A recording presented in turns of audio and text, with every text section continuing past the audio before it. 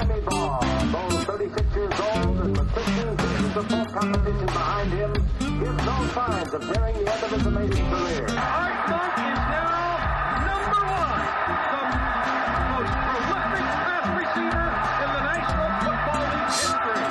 Touchdown, Washington Redskins. This is Harry Hog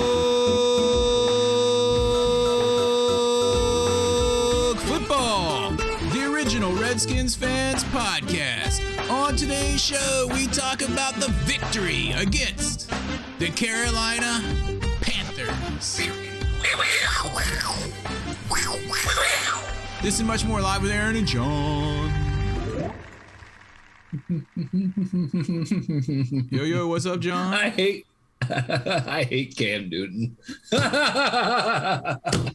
Excellent. Welcome, everybody.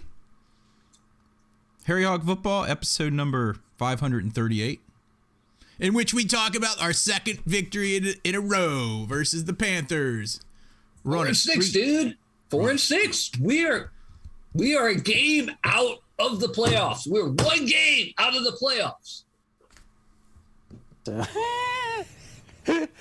Playoffs? Telling you. Playoffs? Telling you. Welcome to this very special Thanksgiving Eve edition, in which we get to talk about another victory. Do you have a turkey sound? Do you have a turkey sound bite there? Didn't you have? Didn't you do that one year? I used to. You were just like. Yeah. I used to. Let me see if I still have it. That'd be hilarious. Which is funny because way back in the day, like over 20 years ago, Aaron and I were both working at Virginia Tech, home of the Hokies. Oh my gosh, I hit the turkey. I hit the turkey sound effect sound, and it just has a yellow triangle with an exclamation point, like it can't find the file. So maybe it's too old. Maybe it got deleted somehow. Maybe it's corrupt.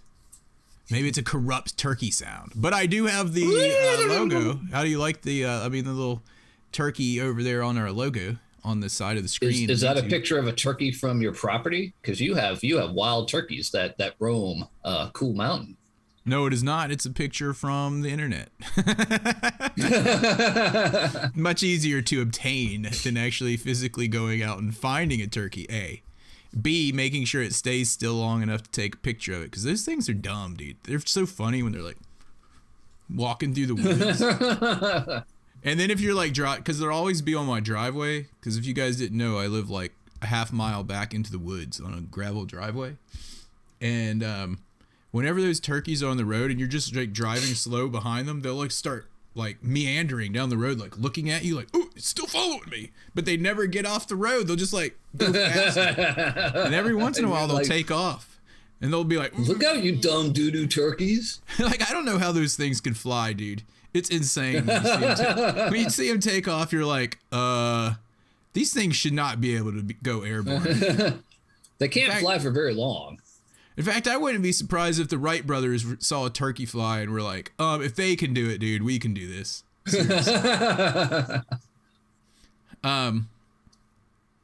So anyway, welcome everybody to the podcast, and we get to talk about another victory. I got to say, I wasn't calling this one. During this game, I was like, oh man, we're going to blow this thing. This game had all the trademarks of a Redskins, now Washington football team, blowing the game, and Cam Newton was making his comeback. He's back. Did you see that dude at the end? The guy in the stands. The dude rolling up his sign, and it's like, go away, go home, or something like that. Oh man, dude, you love that guy. You love his moxie. You love how he ran to the middle of the field after that touchdown like he had just won the Super Bowl and downed it on the Panther logo. That didn't bother me because that was, his home stadium. No, but you still loved it. If he decided to do something like that at like our stadium, I would want players to go over and beat him. If he did that at our stadium, I expect Jonathan Allen to go pile drive him. Yeah, pretty much like all the defensive line are out there trying to catch Cam Newton because he's still pretty fast, and they're like He is. housing after him like I was like, I'm gonna get him. I don't We know why only this ended up is. with one sack, right? Yeah, I don't know why this is, but for some reason, whenever I would see him smile, it made me angry. it's like, It's such a disingenuous smile. He's such a disingenuous person. He gives the football to kids, and he goes to hospitals and does all that stuff. But that's great and all. But man, he just doesn't really care about that. He's just doing everything he's doing just to try to make himself look good. And I know the people in Carolina, like someone down there was like, he's like a god in Carolina. Well, that's fine, whatever.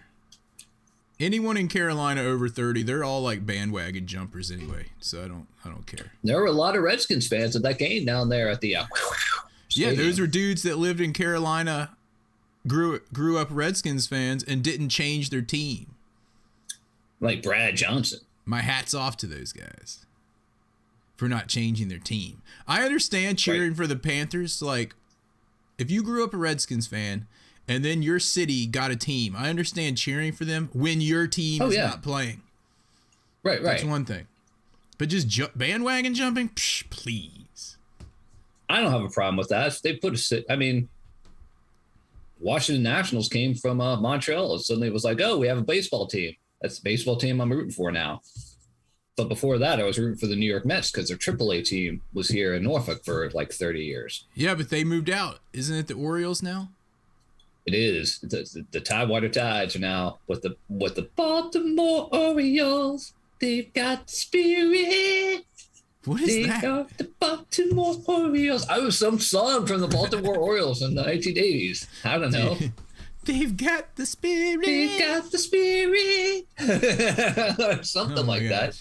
That's kind of like Redskins Magazine. Man, I love Redskins Magazine. That used to be like the only Redskins talk show that was on anywhere. Man, back like way pre-internet. Yeah, remember? It's what's his face? McGee, Tony McGee. Mm-hmm. And I don't know who that woman is, but recently I saw them they're on a show again. It's just called something different, but they're using like the same cameras and set from like 1985. I haven't seen it like in the last year, but before that it was on like Masson and stuff like that forever. Yeah, I don't know what it's called, but it's like the same production value from the 80s.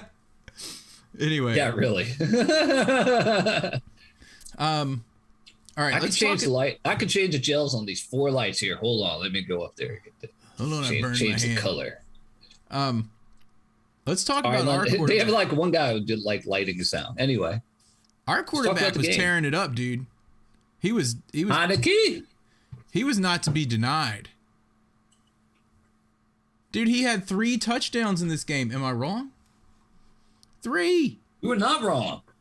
Dude was 16 of 22 for 206 yards and 3 touchdowns.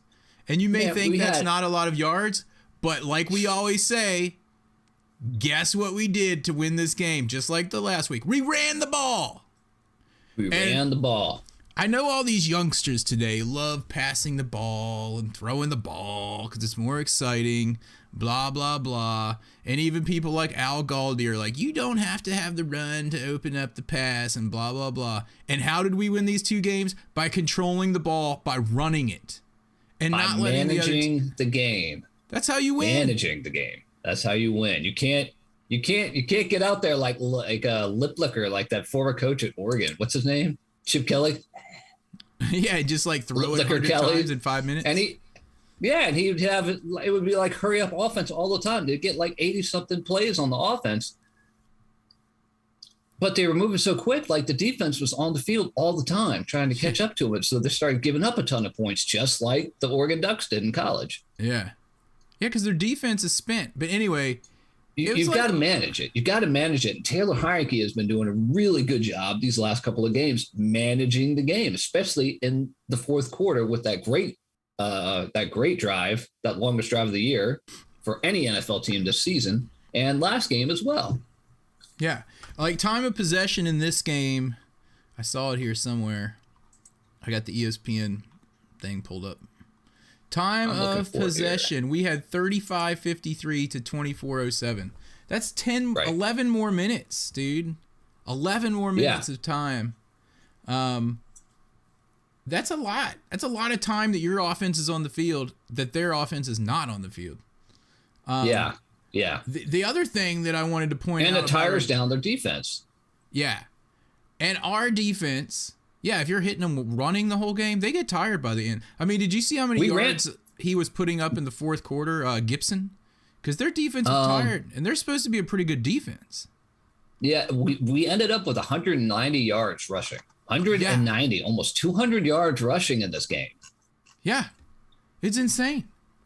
And I think Gibson had like 100 of it, and then the rest were split between Patterson and I guess McKissick and I think Heineke in a couple runs.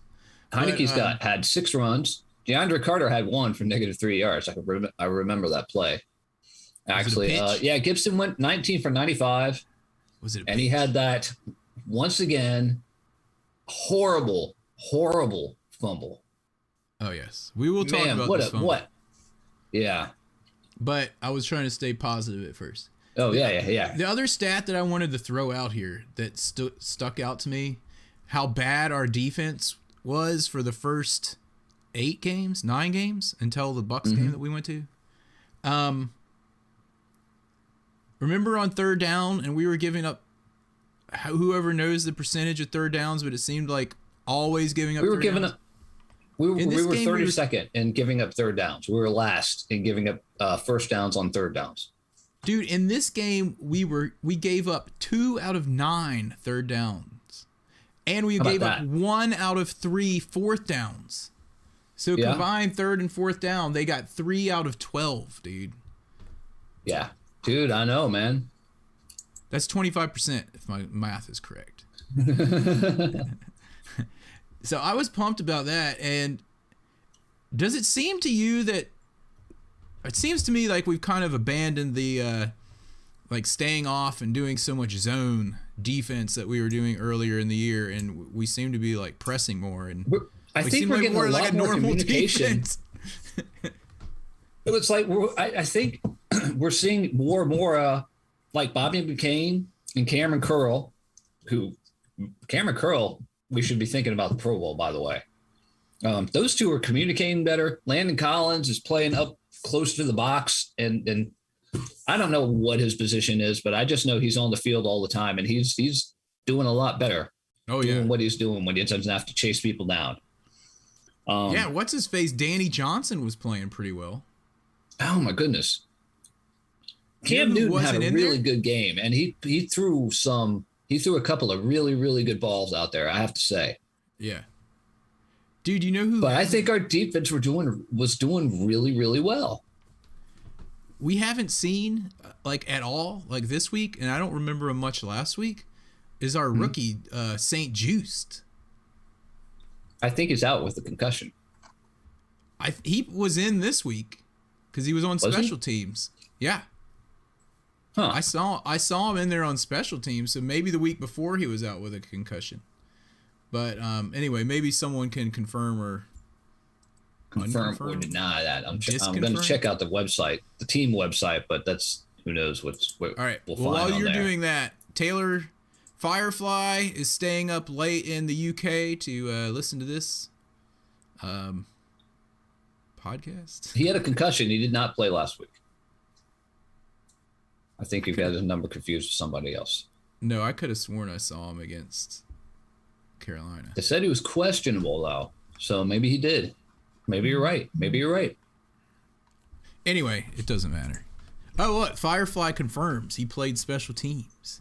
Okay. He definitely played. That's interesting. Yeah, because he's not covering. He wasn't. Maybe they just kept him out. You know, they're working him back in, but I don't know. Yeah. Something has happened, and our defense has gotten a lot better in the last 2 weeks. Look who came to visit. Kenny Ken from Canada. Kenny Ken is in the chat room. All right, Taylor Bud Loudy Goat asked us what we think about Curtis might be ready for the game on Monday. I think we should sit him for the rest of the season. If he's ready, I say play him. Let him earn some money. He's ready. Yeah. Put him If he's in. ready, I don't care if he's ready for just one game. If he's ready, but don't bring him back early. Don't bring him back early. It's a Don't bring him hamstring. back Just early. Let but him. If he's good, put him Man. in. That's my thought. Could be a secret weapon second half. I know that Logan. Logan. Were you going to say Thomas. Logan Thomas is coming back too? Or might be? I how did I forget Logan? How did I forget his first name? I don't know, but he's Yeah, practicing. he's back in rehearsal or practice right now. Rehearsals. He's in rehearsals. He's back in practice right now, so I don't know. We need Logan Thomas. I mean, with Ricky Seals Jones out. And, With that hip. Dude, how about that play, though, to John Bates on that fourth down where Heineke, like, threw its sidearm under that big defensive lineman's arm and got it there? That wasn't to John Bates. That was a different play. That play was on the left side where he was about to get hit by, like, another dude, and he got out of his arms and threw that ball to John Bates coming back. It was only a 6-yard pass on that one, but it was That wasn't something on like fourth? that. But that was to the right side.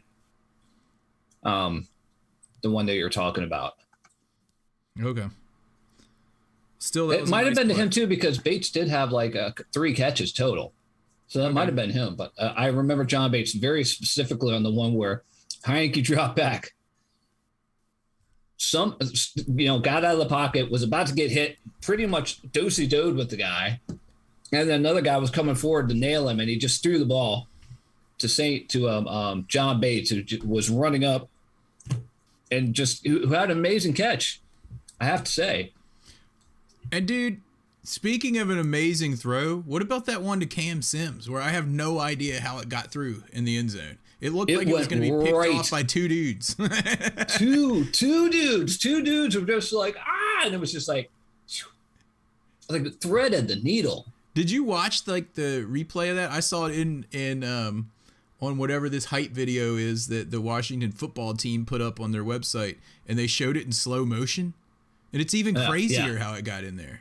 Like it had a window, like it was like those competitions they used to do on ESPN in like June when they had nothing else to show, where they would have the quarterback competition and they'd have to like throw through these like holes from like 100 yards away and stuff. Right. It was like that. It was pretty insane. X Factor 357's on his lunch break. Where's he live? India? Or maybe he works the second shift or something. Maybe. Anyway. But dude, Taylor Heineke had a great game, and he had that hit. He got hit late when he was sliding, and he just got up and just stood there right and staring at that dude until someone pulled him away. Oh yeah, dude. That was At fantastic. that point, I was like, fantastic throw. They made him mad now. When he slid, and then he ran and slid and got hit late, and they didn't call it, which is fine because I'm tired of them calling wimpy things. But yeah, he just got in that dude's face, and I don't know who it was. One of his offensive linemen was like, no, and like pulls him away. Like, we are not getting a penalty on this. Well, there were rumors that Carolina was actually out there trying to hurt people during this game. Oh, really? I didn't Believe see it or anything not. about that. Where'd you see that? I saw that on the Reddit Washington football team site. I don't know how. I went back and I watched the actual recording of the game, like with commercials and stuff. And I don't know. It didn't seem like that it didn't seem like they were doing that to me.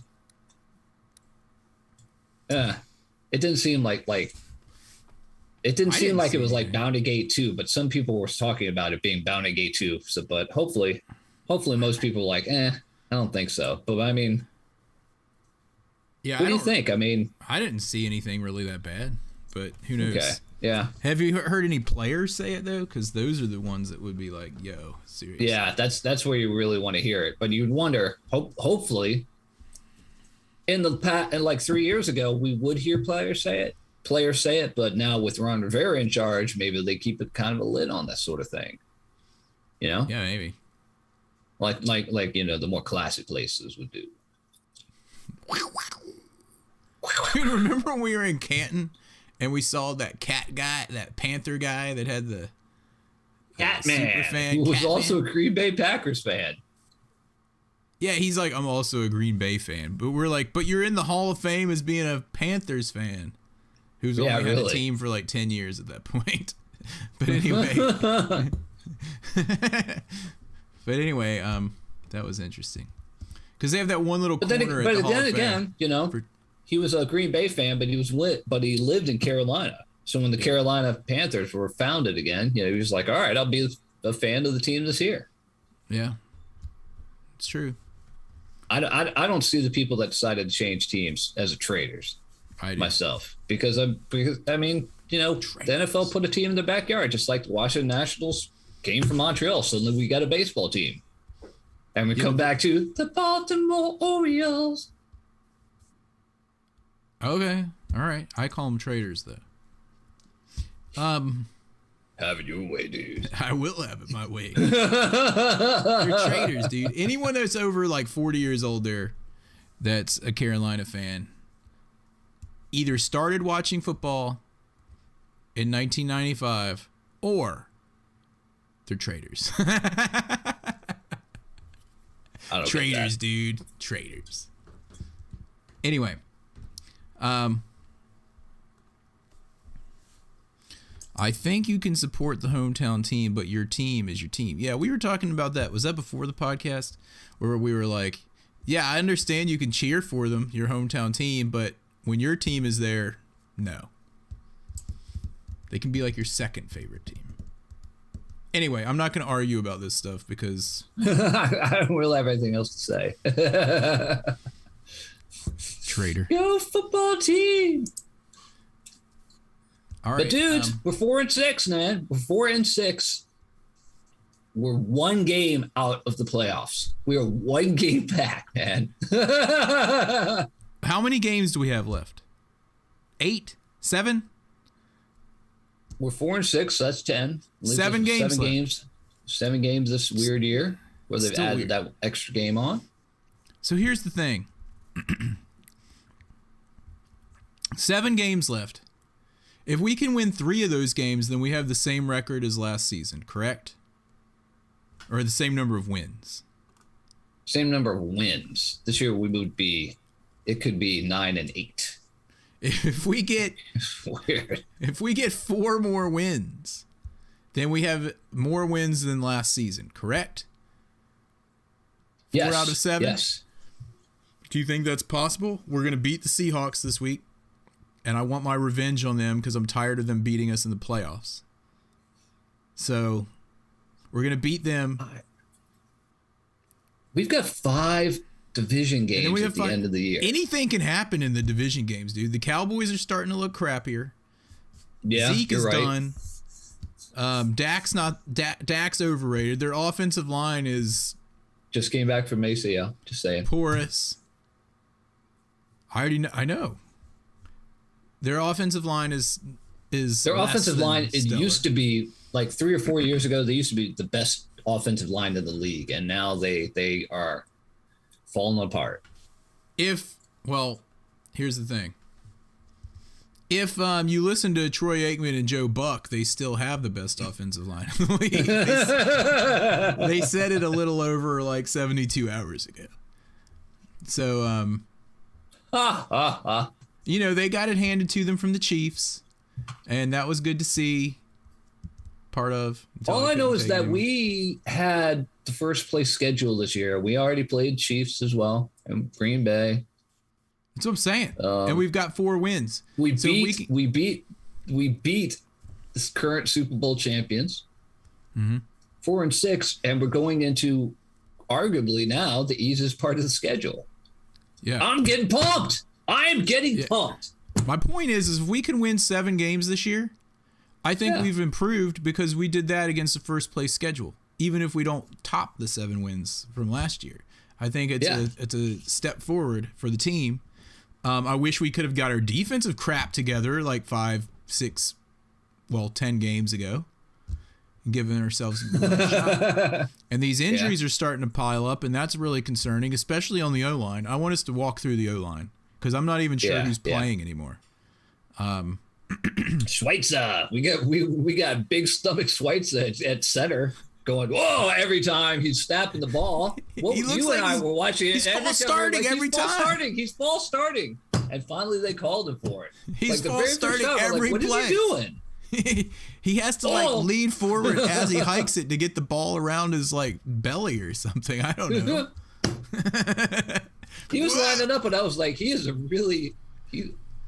I was just like, he's really fat for a center. He was he false started every time, and they finally called it.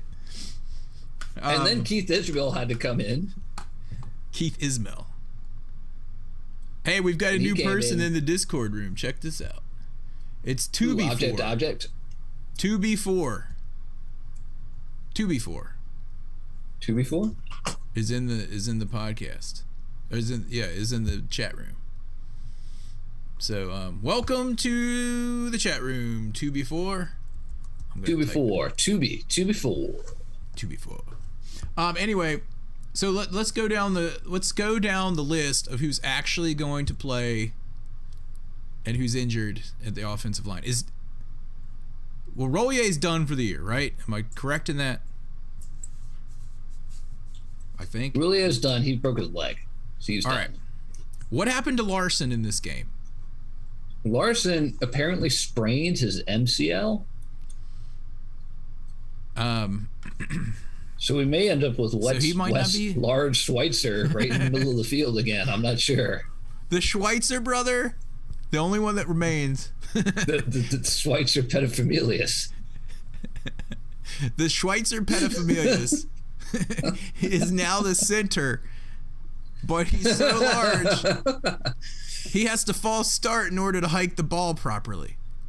Here, hold on. Let me see. If you're watching, all right, I'm sideways on my camera now. Hold on. Are you gonna try to demonstrate this on camera? And he's like this. He's getting ready to go, and he's like, I mean, his head. He's got a really big belly for a center. He's just really large. So he's leaning over. He has lots of heft. And every time he goes, whoa, like forward before he snaps the ball for like a half second beforehand. You guys have to have seen it. I mean, we saw it every single play. Yeah. I guess he toned it down like later in the game. I was like, they've got to take him out if he can't snap the ball in sync. It was like him and I guess Scherf were like moving at the same time. And like the other three, like Scherf was just looking for him to move, like looking at the ball right next to him, I guess. But they seem to have figured it out, so hopefully. So is Lucas playing then on the tackle spot? Cosme apparently hurt his hip. Hips are very popular this year. So what's his status for this week? We don't know. I don't know. We know what his status is for tomorrow. He's going to be eating some turkey because he's a big lineman. Josh seems to think that Cosme is a problem over there. And you and I were like, well, he's a rookie. He's working his way up, second round pick. Should be pretty good, but I wish Josh was on here today. It would have been good for him to be on here today and give us his Cosme update. This just in. Logan Thomas designated to return in week 12. I think that's this week. Yes, right, because we've had 10 weeks. We've gone through 10 weeks and the bye week, so that's 11. Here we go, dude. Ricky Seals-Jones is questionable. Shaka Tony questionable. He was inactive last week, and I know that's that was too bad. Is that David Herzing's favorite dude? It's one of those guys' favorite dudes. It might be Shaka Tony. 2B4 in the chat room, chatting it up with X Factor 357. Dudes. And if you guys want to check out our Discord chat room that we base our podcast out of, Aaron, what do they have to go to here? All right. It's apparently Josh set it up so that you don't have to remember this long code anymore. You can go to tinyurl.com/HHF, and that should bring you to the Discord invite. Otherwise, you can type in discord.gg/5Y capital W. Capital? We just found out about that.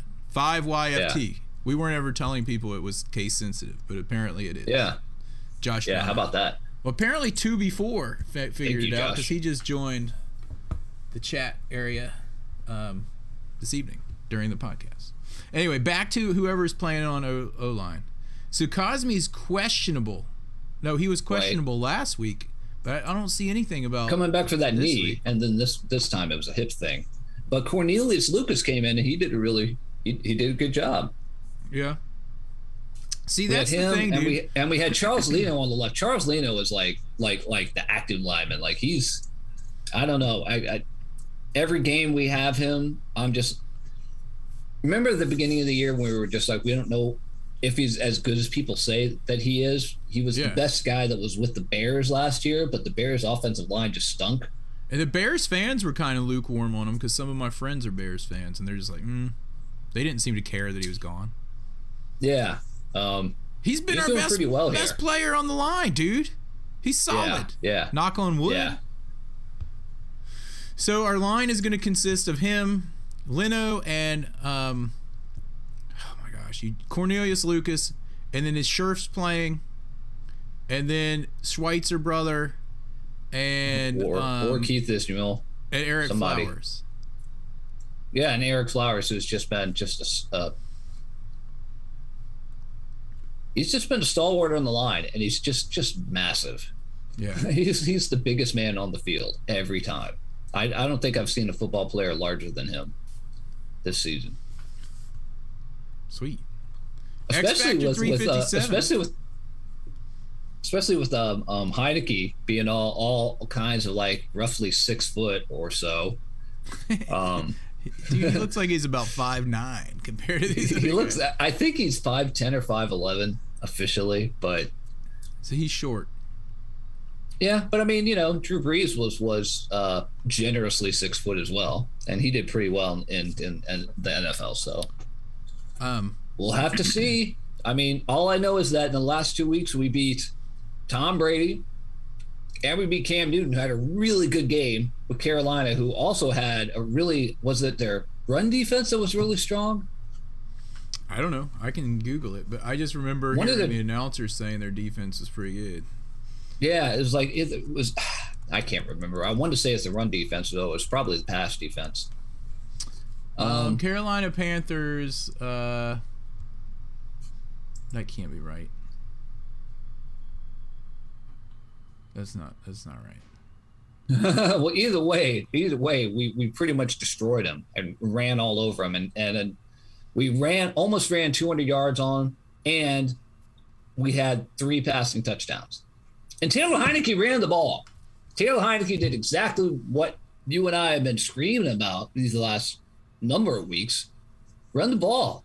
Run the ball like once early. Just get it out there so they know that you're going to do it. And they'll start reacting to that. All right, dude. Here's what it says. I'm on some who knows what this is or who ranks these guys.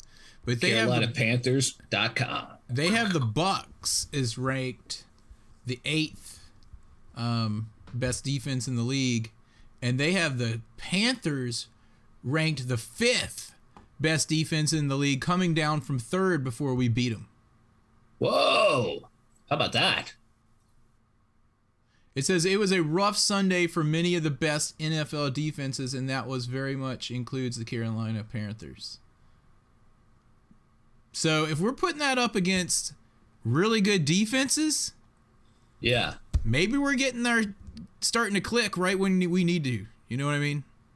And if we get Logan Thomas back and maybe Curtis Samuel, I hope we do. I hope we get both of those guys. I want Curtis Samuel to earn some of his money, dude. All of our free agents, somebody with that number to do that. Yeah. Except for Leno Jr., the 3rd, have been busts. Fitzpatrick, bust. Samuels, bust. Hainsworth, Fitzpatrick, bust. Archuleta, bust. Deion Sanders, bust. Bust. Do I need to name some more? Paul Richardson, bust. Paul Richardson. Yeah. Our last receiver. Our last Samuel. I don't know. Dude, Richardson all I know too. is that Terry McLaurin is the best receiver we've had since Monk, Sadners, and Clark. And Santana Moss has a little blip in there as well. He played with awful quarterback. He played with John Beck. I think. Did he play with John Beck? I have no idea. He played with like 17 different Red Washington football team quarterbacks. So John Beck. Man, Santana Moss could have been so much better. Cowboy killer. I like Terry McLaurin more every week. I mean, this week he put up over 100 yards on 5 catches, including that one in the end zone where he got face masked, still pulled that thing in. And they didn't call the face mask, mind you. They did they did call pass interference, though, didn't they? They did call pass interference. He just reminds me of a receiver from like a past generation who's a lot tougher than most of the receivers that we have nowadays. Yeah, he said, I saw him on that same hype video in an interview saying that this season he's been working on trying to pull down more contested catches. That's what he's been focusing on in his game. That's probably good because you are going to get those with Taylor Heineke. Well, also sure. without someone, a super threat on the other side of the field, they're all going to be contested. But speaking of, look how DeAndre Carter has stepped up, dude. That guy's had a touchdown 3 straight weeks. 3 weeks. Yeah, I might have to get a Terry McLaurin jersey, dude. I think he's earning it. And everyone knows that if I'm going to buy a jersey of a player, you have to earn it. In fact, I think the last player that I have a jersey for, well, my mom got me an RG3 jersey, I think. But the last one that I personally bought, is he any good? The last one I personally bought was a long time ago. It may have been LeVar Arrington. Ooh. And it may have been Trey Johnson. I can't remember which one of those. But, yeah. Anyway, we need to, I see what Kenny Ken's saying. And we were talking about this, I think, during the game, weren't we, John? That they need to just, Terry, they just need to go ahead and sign him. Like, those guys that you want on your team forever, just sign them. Oh, yeah. Yeah. Extend him, as early and fast as you can. They're talking about this right now in baseball because I think the Braves just signed some guy that they had, or Freddie Freeman. Who? Freddie Freeman. Freddie Freeman. No, not them. The Rays, not the Braves. Oh. The Rays, was that who it was? I'm going to look it up right now because he's like 20 years old and he had 1 season. And excuse me. Let me see what I find on that. Yeah, here it is. So Tampa Bay Rays re-signed their young star Wander Franco. He's only 20 years old, but they signed him to a 12-year contract that guarantees him around $185 million. So they basically think he's going to be really awesome, and this is a deal, right? And this is a deal. This is a deal. Like he gets super rich, beyond his wildest dreams, and they've got a friendly deal, unless he, has both his ACLs tear in the next 5 years or something like that. So yeah. Dude, so when you sign someone that's young, but on the other hand, if you sign someone that's young, they could like this and injured. Like Terry McLaurin, that could get injured. It could be something really bad, and suddenly you're out like a big hole of money. Yeah, but it's like Dan Alex Snyder's Smith. money. It's Dan Snyder's money. We don't care. I know, but Alex Smith made so much money. I guess it didn't matter because we weren't worried about the salary cap those years. But yeah, you're right. So whatever happened with this year, I just remember us talking about how far under the salary cap we were. Like, how far did we end up being under it? And can't we roll some of that money over? I don't know. I was thinking the same thing. I just remember the the football team is way under the salary cap, and they have some room to sign some big free agents, and then we sign some medium free agents. Right. Because, again, Washington has been so bad for so long, the good free agents don't want to come here. Yeah. We'll take some of that money and sign McLaurin is what I'm getting to. If we roll that over. And sign him now. You take a chance. He could get injured, but anyone could get injured. he is tougher than just about any other wide receiver I've seen in so long. He's the best thing that came out of Haskins. In fact, I look at it as if we got him in the first round and Haskins was a bum in the third round. I mean, would you be happy if we would have given a first round for McLaurin, knowing what you do now? I would. Oh yeah, absolutely. I mean, I'd give one for him tomorrow. 100%. Look at this. Let's see. In the peanut gallery, let's see. Tubi4 says he's been listening to the podcast for over 4 years and he's glad to join the group. Well, welcome. Wow, nice, dude. Welcome Tubi4. If I'm saying that correctly. And Kenny Ken, well, we found the deal here. Kenny Ken A, for as well as he does in fantasy football, he can't pick good Redskins when it comes to buying jerseys. His last 2 jerseys were Jason Taylor and Albert Hainsworth. Here's what I have to say about your jersey. Those were big ability. signings. Dude, don't ever buy a jersey again of a player that we like, because then he's going to end up sucking. So don't buy a McLaurin. Just get a jersey. Sonny Jurgensen jersey. Yeah, get one that you can't ruin. Get yourself a Riggins jersey. Riggins, Art Monk, Green, something. Theismann. Theismann's a big one. Something that you can't jinx, dude. Theismann. Mark Rippon, Jason Campbell. I haven't seen a Mark Rippon jersey in years, dude. Years. Yeah, you don't really number 11. You don't really see it. I mean, Patrick Ramsey since then. Dude, Kenny Kid, you need a Patrick Ramsey jersey, dude. Oh man. Yeah, I've seen stories from people who are on like Twitter and things like that where they'll put out a whole just cover like a bed with jerseys of players they bought, like quarterbacks, and it would be like, like John Beck, Jason Campbell. I think the reason I think the reason why I don't buy that many jerseys and I make sure the players are good is because I'm too cheap to just go buy. Oh yeah. I'm like, I don't want this jersey if this guy's gonna suck next year. Oh, one thing, dude, before we go any further, I do not want to forget about this again. Last week, we felt really bad because we did not give a proper tribute to Sam Huff. Hall of Famer, radio host for my entire childhood. I would turn off the sound on the TV and listen to Sonny, Sam, and Frank call the games, and so would you. Absolutely. I mean, I didn't know him as a player because he was, he was retired when I was there. But, dude, him and Sonny going at it, Frank holding down the fort, those dudes were the best. That's like the golden age, dude. Yeah, really is. He was getting kind of, he had a fight with dementia, and you could tell his last few seasons on the air, and he still was trying. But, anyway. I mean, he was diagnosed with that, I think, in 2012. Yeah, and when did he actually stop calling games? Was it that long ago?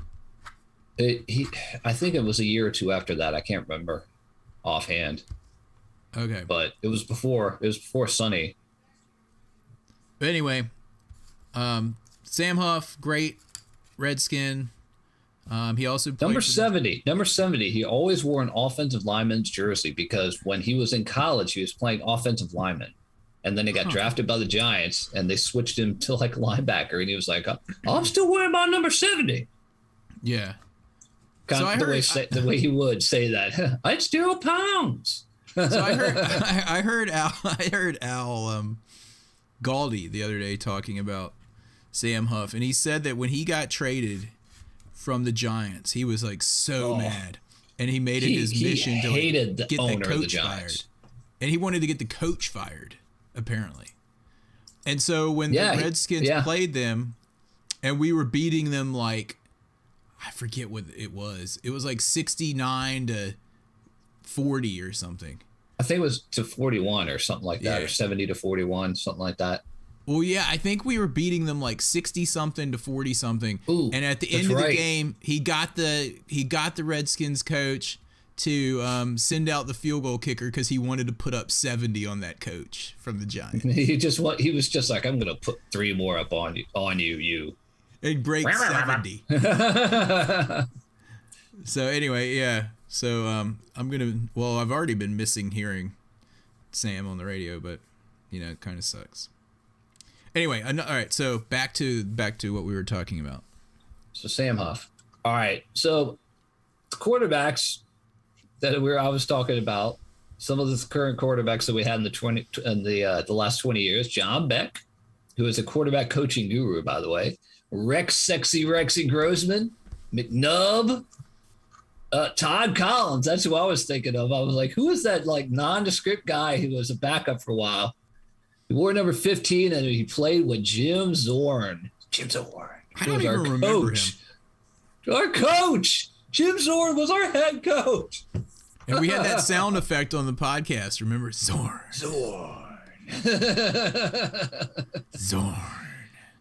And he thought our colors were like maroon and black. Maroon and black. Tim Hasselbeck. We had Matt Hasselbeck's brother as a quarterback here. That guy that's always negative, like Negative Nancy on ESPN. Yeah. We had him. Shane Matthews. Oh man, when Steve Spurrier was here, Shane Matthews and Danny Werfel. Shane Matthews. Wow. Tony Banks. That's another one I was trying to figure out. I was just like, we had it. Oh my God, Jeff George. Aaron's favorite one, Jeff George. Brad Johnson was decent. Yeah, he was decent. And instead of signing him for a long deal, we let him go, and he went and won the Super Bowl with Tampa Bay. Good job, Danny. That was Dan Snyder, like letting one of our guys who came here and liked it here, wanted to stay here, letting that guy go so we can sign people like Hainsworth. Why are we talking about because he wants to. Why? We were talking about it. Why was I talking about all the old quarterbacks? We were talking about jerseys that you would purchase, and then it somehow went to yeah, that's right. And the people like have a whole bed full of it with jerseys of these guys. And you're just like, who are these guys? Tony Banks? Todd Collins? Dude, did we mention last week about the jersey at the stadium? The child's jersey of Haskins that they had in the stadium shop. Oh, dude, yeah. I took a picture of it. Stadium store. We took a visit through the stadium store. Yeah, we didn't buy anything because we're boycotting that. But we did look at the prices, and Dan Snyder and company are selling a toddler's sized Haskins jersey on sale. Reduced. On sale. Reduced. But was he induced? Nope, but he was reduced from I think it was like $114 down to $57.99 for a toddler jersey of Dwayne Haskins. $57.99. Who's gonna buy that? Is he any good? Who's gonna go into that store and be like, oh look, John, look, we can get this for little Billy. It's a Haskins jersey, and it's only $57.99. He can wear it for a month. He can wear it for another month before he outgrows it. Oh man! Oh, I bet you that same exact jersey has been in that store for the last 2 years. For some time. Oh my gosh! I wonder how many times that jersey has been picked up by people like us, and then put back down with the attitude. Yeah, it was pretty funny. Okay, we need to give our games and kicks, dude, because we've been off on a tangent. All right, so this week the Redskins released 2 players from the practice squad, 2 guys you never heard of, and they signed a guard and a center. The guard, Deion Shaq Calhoun. Where's he from? From Mississippi State, where he played with Montez Sweat, except he played on the other side of the line. And a center, Tyler Gauthier. Is he French? It looks French, but we went to Miami, so probably not. And he's bounced around the AFC East. Okay. So who were the dudes we cut? Cut a we don't know who they linebacker and were. a wide receiver, and brought into two offensive linemen. So obviously those guys. obviously the team is worried about our O-line like I am. We can't suffer very more injuries in there. Yeah. I'm surprised they played as well as they did. Unsung heroes, man. They always are. Yep.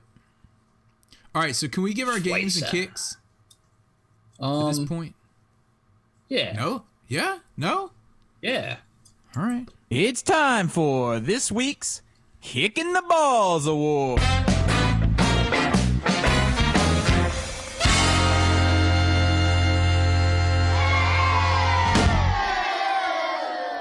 This week's Kicking the Balls Award is brought to you as always by Ridapoo.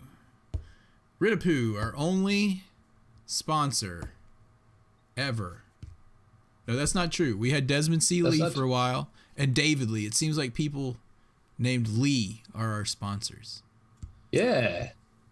But that was in the heyday of the podcast. Heyday. In the heyday. Before all this newfangled, like, video stuff. Video stuff and things like that. But All right, back when it would take literally 30 minutes for me to upload the podcast. If not longer. Yeah. All right. Okay, so you want to go first? You want me to go first? You should go first. You go first. I already know who you're picking. Antonio Gibson for fumbling again, which could have cost us the game. And Cam Newton. at the end of the game.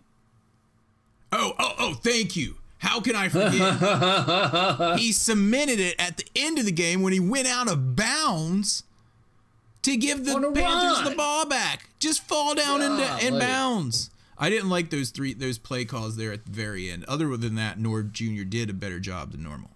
But why didn't he fall down in bounds? In bounds. Yeah. Just fall down. All right, go ahead, dude. I should have just given him a kick as well and use the end of the game as my example. Because man, Gibson, he just hasn't. I mean, it's like he needs to be like Tiki Barber was when Tiki Barber just got a case of fumbles that year and just put a ball in your arm, walk around the office, walk around train, walk around your house, walk around Food Lion or Harris Teeter, and he got benched. Walk around Target, and people are going to try to slap that ball in your hands. They're going to be doing the peanut punch all day. You got to keep that ball in your hands. We didn't talk about because next time it's not going to be for a half a game. He's going to get benched. He's going to be benched for a whole game because every time he fumbles, it's in a super awful key time during the game. It's usually in the red zone. Yeah. Or our own red zone. Yeah. The other teams. Yeah. So he's just a little too loose with it. You know, he's got to tuck it in. You got to tuck that ball in. I'm going to keep mine tucked in. All right, so who are you giving yours to? I'm just going to tuck mine in. Didn't I just say? Oh, you're giving yours also to him. That's what you just said. No, I said you were like, I should have given mine to him also for that same play. That's right. I forgot. I forgot. Dude, I said you're that for getting a old. second. You're getting old. To answer that 100% yes. Did I just say? I don't know. Did you just say? I'm too old to remember. Did you just say? I think you just said. What?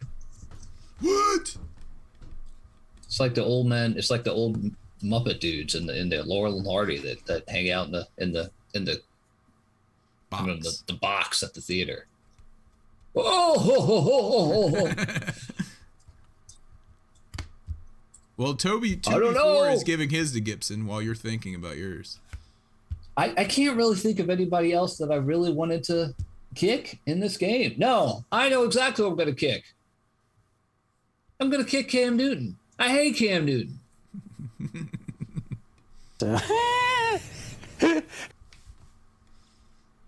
Yeah, you do. All right.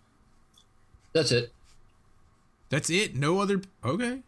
Well, we did play pretty well. I'm sure there's someone that we would kick if we actually watched the game yesterday instead of 4 days ago. Anyway, okay. Anyone else in the peanut gallery want to give out a kick? All we've got is 2B4. David Herzing, what's up, dude? I see he's in there hanging out, as always. Sup, he says. X Factor's typing his in. So in the meantime, we will... Oh, here it is. Also Gibson. It's like a unanimous quadruple kick to Gibson for almost losing us the game. He just needs to tuck his in. I'm just going to tuck mine in. And now, the coveted and ever-elusive Game Ball Award. Game Ball Award. You go first, John, because I don't want to steal your thunder. Well, there's a I plethora. really wanted to give mine to Taylor Heineke because through 3 touchdown passes, he managed the game, was able to balance things out between the runs and the passes and everything, did a great job. Mm-hmm. Fantastic. He just keeps getting better and better. I love it. Mm-hmm. But no, my game ball is going to none other than Troy Apke.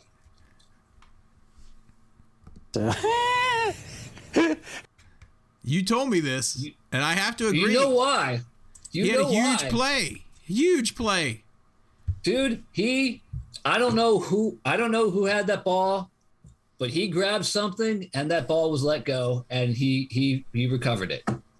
Something happened. Something got twisted. I could feel it. Something got twisted. And Troy Apke came out of that pile with that ball, and that could have saved the game. Who fumbled that? Was that Heineke? I think it was on special teams. Oh yeah. Okay. Yeah. Wasn't it DeAndre Carter? Maybe, yeah, DeAndre. If he wouldn't have come up with that. Oh my gosh. Yeah.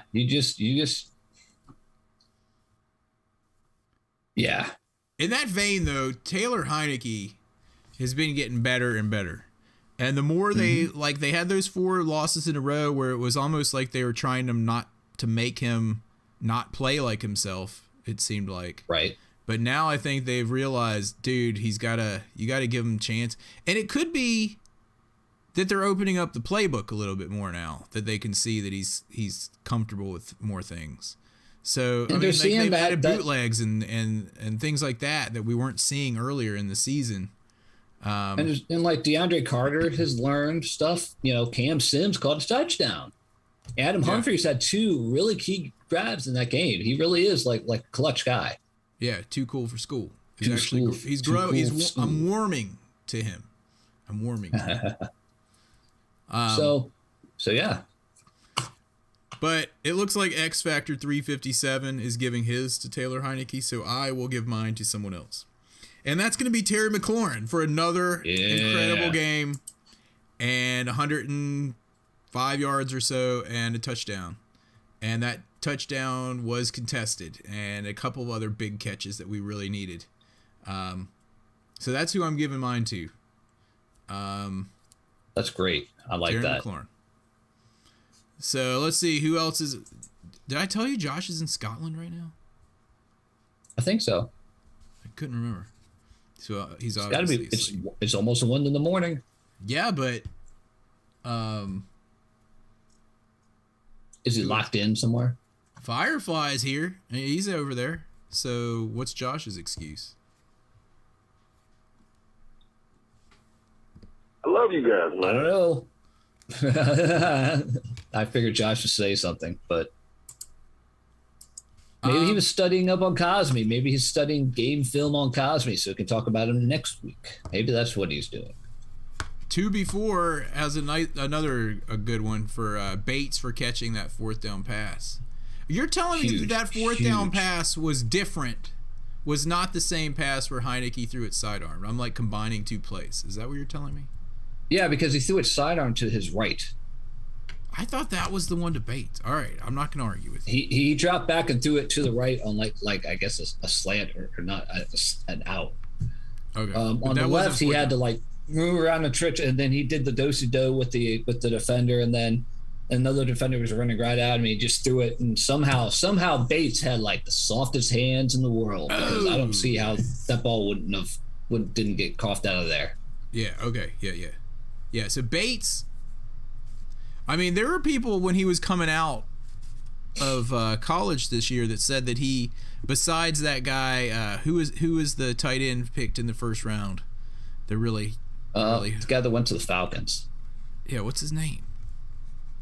Anyway, besides that guy, they said that Bates was had the best hands in the draft for the tight ends. Which is saying something because he wasn't really a pass catching tight end in college. Yeah. Kyle Pitts is who we were thinking of. Yeah, Pitts. So, I mean, Pitts. I think he's going to be good. I think he's going to be a good tight end. I've been saying that. But I would also like to see Logan Thomas back. Yeah. Because he just adds a whole other dimension that we could really use if we're going to continue this push. You know, we really sometimes with people that used to be quarterbacks in college, like Logan, Julian Edelman used to be the quarterback at Indiana.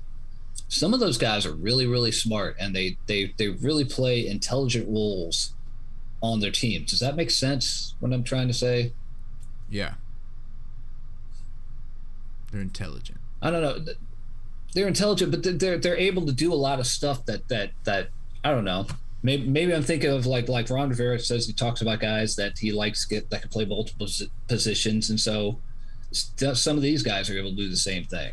Yeah. Like Logan Thomas, and they use their knowledge in the past for being a quarterback to their advantage.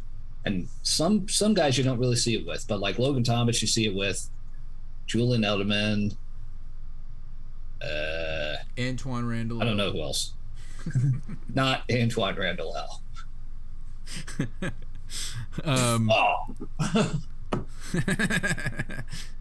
Yeah, I know what you're saying, dude. I dig what you're screaming. Okay. I need to give my precarious prediction, and we need to round this thing up. We've been going for over an hour. All right. We're coming up this weekend. Not Sunday.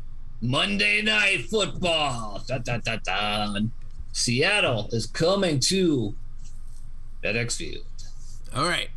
I can't stand Seattle. They always put us out of the playoffs, and I've pretty much hated them ever since the other Hasselbeck said that they wanted the ball and they were going to win or something like that. Tim Hasselbeck's brother.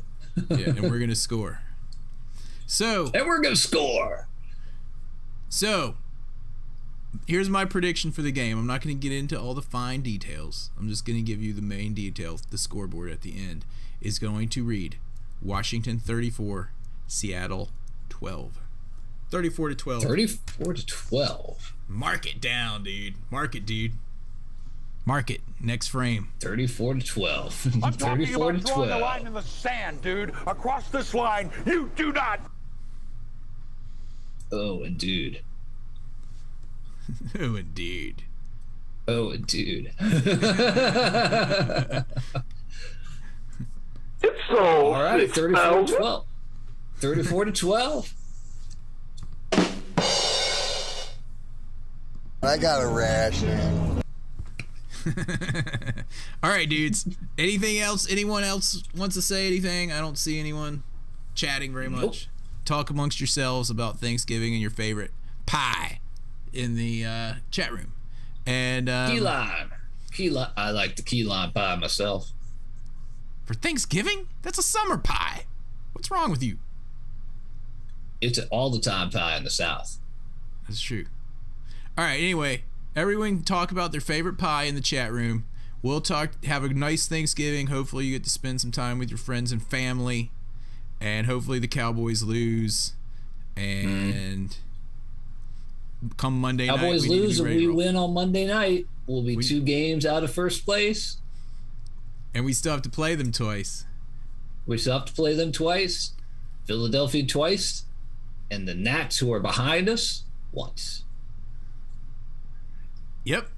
All right, dude. Let me get the outro going. Yeah. I don't hear it. Oh, there it is.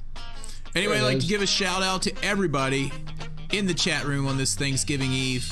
X Factor 357, 2B4, David Herzing, Firefly, who I think might have fell asleep, Kenny Ken 21, Iron Badoo, Anyone else in there that I missed tonight? Cole CC was in there. Goat. Anyway, happy Thanksgiving, everybody. Oh yeah, like in the words of Dan Snyder. First up, happy Thanksgiving, everybody. Check us out on Discord. You can go to tinyurl.com/HarryHF. We'll take you to our Discord room. Call the hog line 202-735-1788.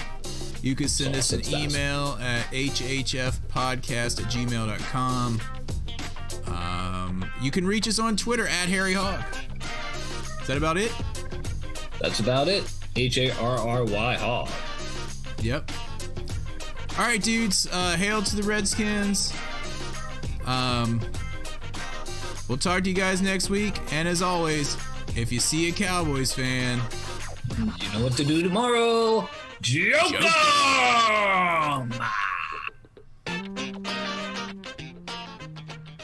Later, dudes.